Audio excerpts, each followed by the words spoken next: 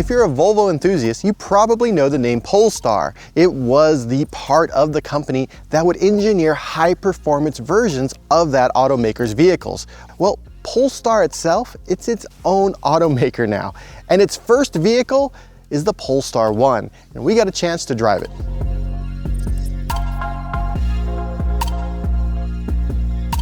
As the first Polestar vehicle and being the one and only hybrid they'll ever make, they decided this vehicle should be a tourer. Now, you can't do that with an EV. You need a huge amount of range in order to have a touring car. This tourer feels comfortable whether you're in town or you're on the freeway or you're driving like a maniac on the back roads. But regardless of where you are, what you're doing, thanks to the dampeners in this vehicle and this great engine-motor combination, it just feels wonderful. But just because Polestar is making its own vehicles right now doesn't mean it's, well, stopped being about performance.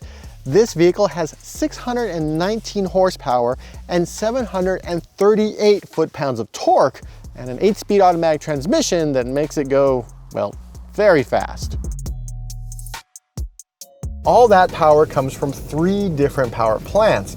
In the front, you have a 2-liter supercharged and turbocharged 4-cylinder engine, and in the back you have 2 electric motors, and each motor controls one of the rear tires. Put those all together, and when you stomp on the gas, you get this.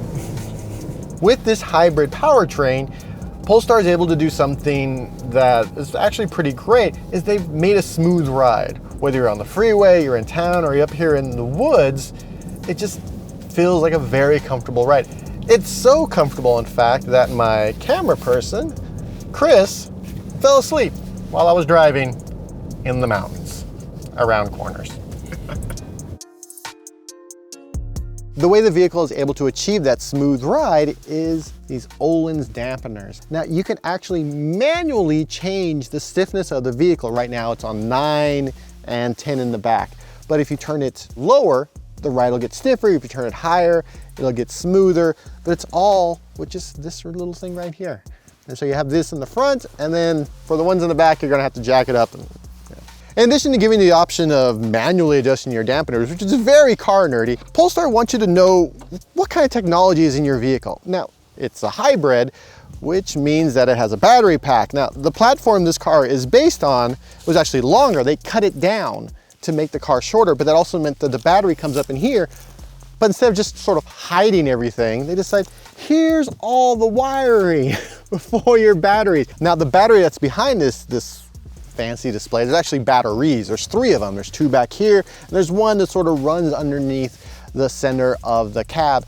Those add up to 34 kilowatt hours of power. Now, in EV only mode, they said it'll do about 112 kilometers of range, which is about 63 miles for driving around town. Now, once the EPA gets a hold of it, you're probably gonna see about 50 to 55 miles. But regardless, that's more than enough for most people to get to work and back in EV only. And of course, you know, it doesn't just stop with the innards. The outside of the car is a lot of technology. This trunk, it's carbon fiber.